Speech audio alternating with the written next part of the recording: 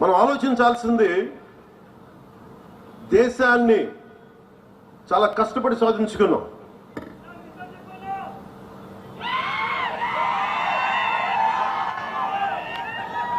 మన దేశాన్ని రక్షించుకోవడంలో నిర్ణయం మీ చేతుల్లో ఉంది. విడిపోయి బలహీనపడదామా లేదా కలిసి బలంగా నిలబడదామా? విడిపోయి మన అస్తిత్వాన్ని ప్రమాదంలో నెట్టేద్దామా లేదా కలిసి బంగారు భవిష్యత్తు నిర్మించుకుందామా? విడిపోయి అరాచకత్వాన్ని స్థానం కల్పిద్దామా లేక కలిసి అభివృద్ధి సంక్షేమం వైపు ప్రజలు నడిపిద్దామా?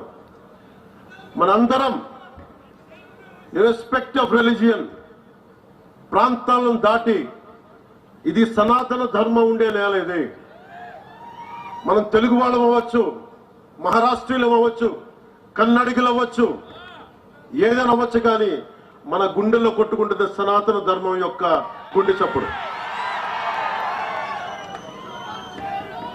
చివరిగా ప్రజల హక్కుల గురించి, వాటి శక్తి గురించి, ప్రజలకున్న అధికారం గురించి రామ్ధారి సింగ్ దినకర్ గారి మాటల్లో డేగ్లూరు ప్రజలకు చెప్పాలనుకుంటున్నాను. हुंकारों से महलों को नींव उखड़ जाती, हुंकारों से महलों को नींव उखड़ जाती, सांसों के बल से ताज हवा में उड़ता है. మీరు ఇంతమంది ఉన్నారు, మీరు కలిసి కట్టుగా మీరు ఒక్కసారి ఊపిరి తీస్తే ఇదేనే ఎదుర్కోగలరు. మీరు కలిసి కట్టుగా ఒక్క బలమైన నిశ్వాసం వదిలితే తలలకి పెట్టుకున్న మహారాజుల కిరీటాలు కూడా ఎగిరిపోతాయి. అదే మహారాష్ట్ర నేల చెప్పింది.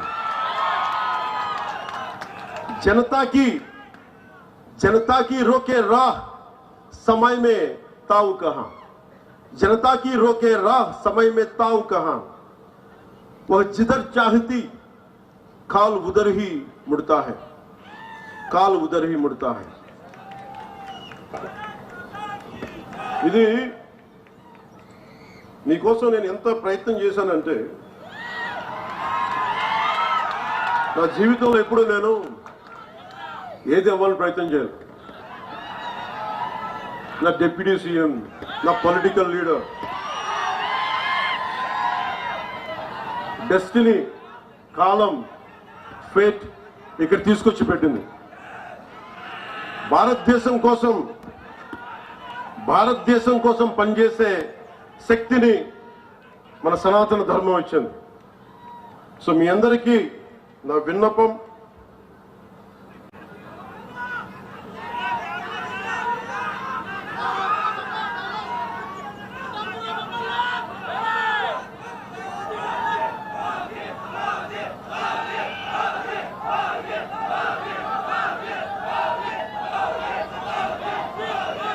ఓజీ గురించి చెప్తాం.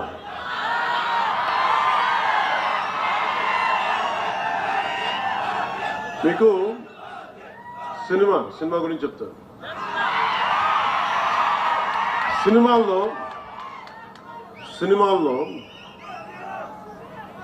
పోరాటం చేయడం, గొడవ పెట్టడం ఈజీ. నిజ జీవితంలో గొడవ పెట్టుకోవడం, ధర్మం కోసం గొడవ పెట్టుకోవడం, ధర్మం కోసం నిలబడటం చాలా కష్టం. మీరు ఈరోజు మీటింగ్కి విని వెళ్ళిపోతున్నారు.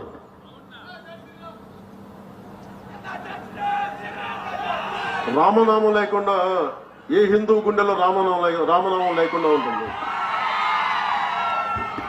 ప్రతి ఒక్క హృదయంలో రామనామం మోగుతూనే ఉంటుంది. మీరు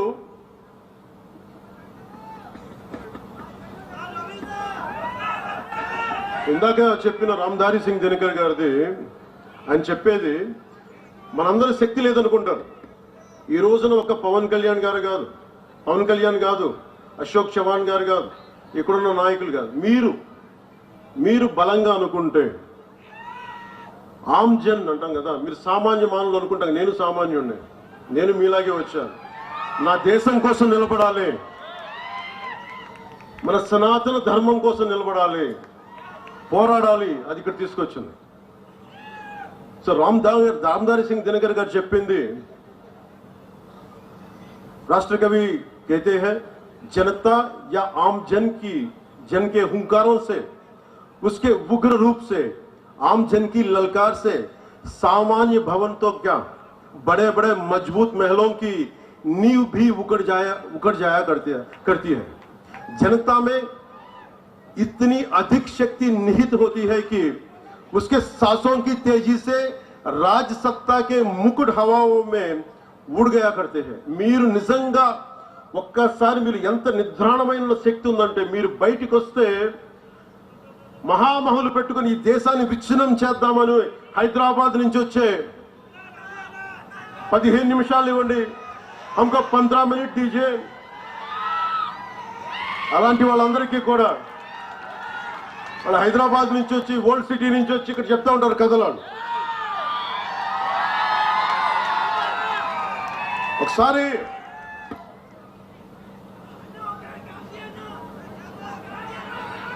ఒకసారి చాలా మంది ఫారెన్ డిగ్నేటరీస్ వచ్చి నన్ను అడిగారు, ఈ దేశంలో మైనారిటీలు బాధపడుతున్నారు, భయపడుతున్నారు నరేంద్ర మోదీ గారి నాయకత్వంలో, భారతీయ జనతా పార్టీ నాయకత్వం అంటే నేను ఒకటే చెప్పా, హైదరాబాద్ లో కూర్చొని ఓల్డ్ పాత బస్తీలో కూర్చొని పోలీసులు 15 నిమిషాలు కళ్ళు మూసుకు కూర్చుంటే హిందువులకు మేమేంటో చూపిస్తాం. నాకెవరో చెప్పాలనిపించింది, ఇది ఛత్రపతి శివాజీ నేల, ఇది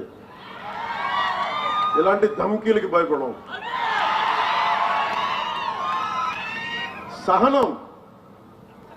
సహనం పిరికితనం కాదు, సహనం మంచితనం, కానీ మంచితనంతో గొడవ పెట్టుకోకూడదు.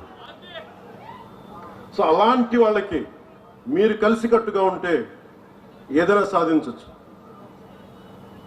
इतनी हिम्मत या ऐसा दुस्साहस समय वक्त या काल चक्र में भी नहीं है कि वो जनता का रास्ता रोक सके. అంటే మీరు అనుకుంటే మటుకు మన దారిలో ఎవరు ఏది ఆపలేరు మిమ్మల్ని.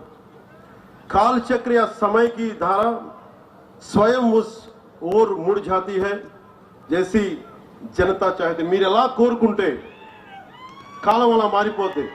మీరు భయపడితే సనాతన ధర్మం కోసం మీరు భయపడతారా? సనాతన ధర్మాన్ని రక్షించుకోలేరా? ఈ దేశం ఒకసారి మతపరంగా విడిపోయింది. దేశం ఇది సెక్యులర్ కంట్రీ. ఇది సనాతన ధర్మాన్ని బలహీనమైన ధర్మం కాదు, అది చాలా బలమైన ధర్మం.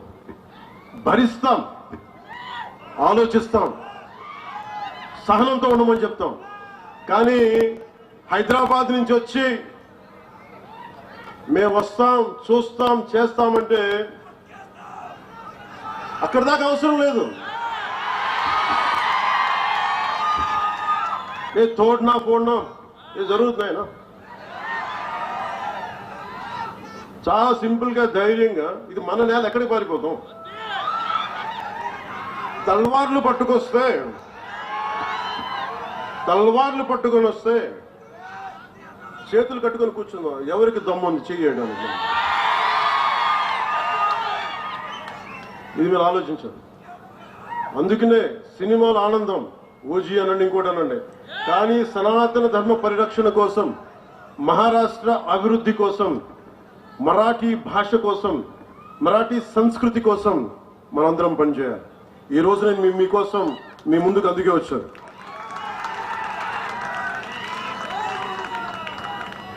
సో నాతో పాటు శ్రీ అజిత్ గోప్చడే, మాన్యవర్ శ్రీ డాక్టర్ అజిత్ గోప్చడే, అలాగే నాందేడ్ లోక్సభ సీట్ నుంచి డాక్టర్ సంతూక్రావు హంబర్డేజీ వారు పోటీ చేస్తున్నారు. శ్రీ జితేష్ రావు సాహెబ్ డెగ్లూర్ అసెంబ్లీ నుంచి బీజేపీ అభ్యర్థిగా పోటీ చేస్తున్నారు. వారికి అఖండ విజయం ఇవ్వాలని మనస్ఫూర్తిగా మీ అందరినీ కోరుకుంటున్నాను.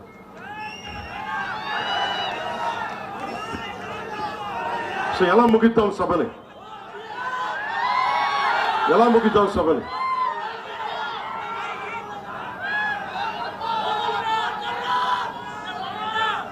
జై శ్రీరామ్తో ముగిద్దామా? భారత్ మాతాకితో ముగిద్దామా? దేంతో ముగిద్దాం?